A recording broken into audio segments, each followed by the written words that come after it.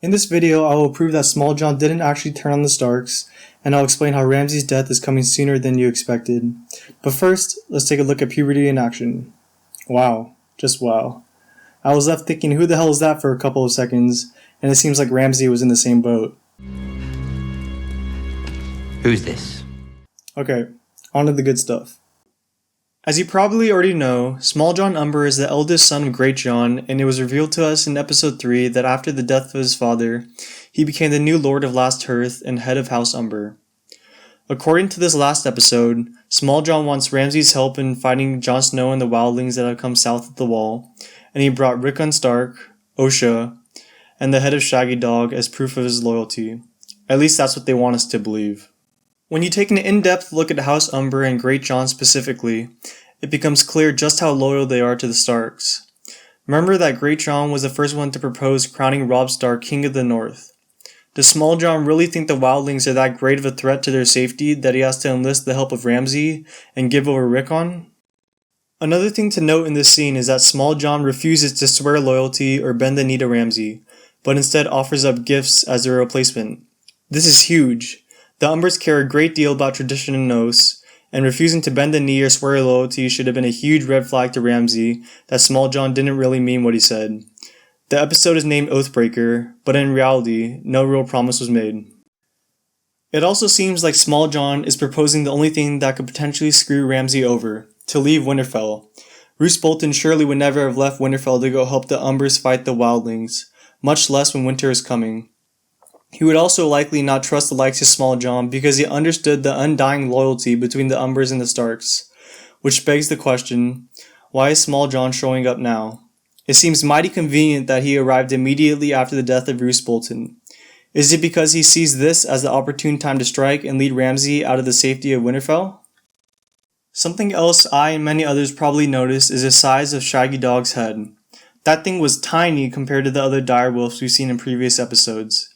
Maybe the sizing wasn't unintentional, but as you know by now, there aren't many things done unintentionally in Game of Thrones. Here's a piece of foreshadowing that I found to be pretty interesting. I have something for you from Prince Theon. What? Me?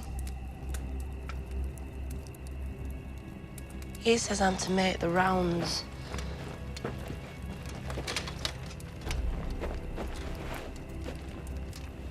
And keep you warm.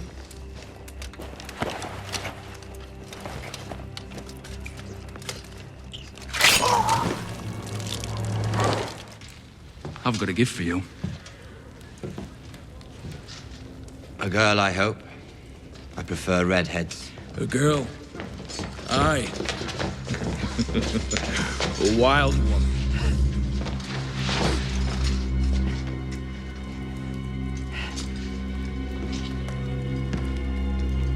I like them wild. The only other time Osha was offered up as a gift, she ended up killing the guard. Maybe this time the same thing happens, only to Ramsay. Also, why the hell didn't Smalljon just kill Osha upon capturing her? What purpose does she serve being that she's a wildling? I think if he was being truthful about everything he was saying and wanted the wildlings gone bad enough to turn on the Starks, he would have just killed her. Many times throughout Game of Thrones, we have seen characters die because of tragic flaws in their character which other people are able to exploit. Think of Ned Stark's honor and pride, Oberyn Martell's arrogance, and Robb Stark's inexperience. When looking at Ramsay, he has two major flaws which will ultimately lead to his demise. The first flaw without a doubt is Ramsay's belligerence and aggressiveness. Our walls have been fully repaired. The gates have been reinforced. We have enough food for 6 months. We are more prepared for a siege than they could ever be. All we have to do is wait for them to freeze, starve, and mutiny. You disagree? Stannis isn't from the north. You are, Father.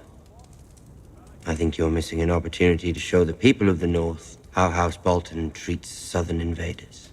And what do you recommend? That we not sit and wait for Stannis to decide what sort of fight this is going to be. That we hit first, and hit hard, and leave a feast for the crows. A smart commander does not abandon a defensive advantage. As long as we stay behind these walls, they can't touch us. Not to mention that the snow is so deep we couldn't get an army through to engage them even if we wanted to.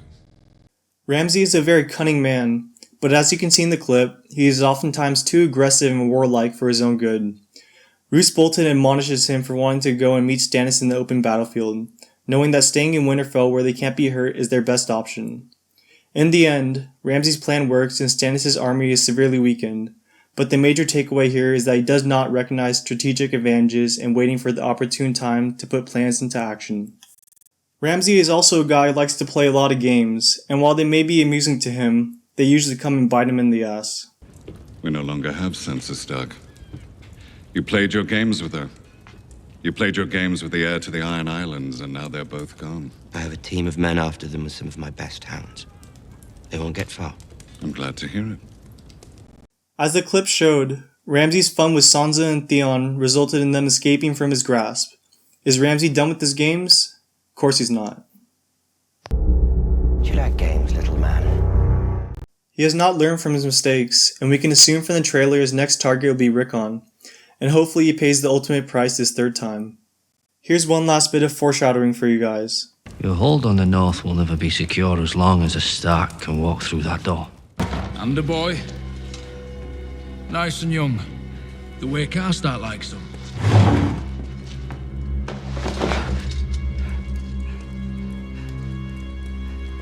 Who's this? Rickon Stark.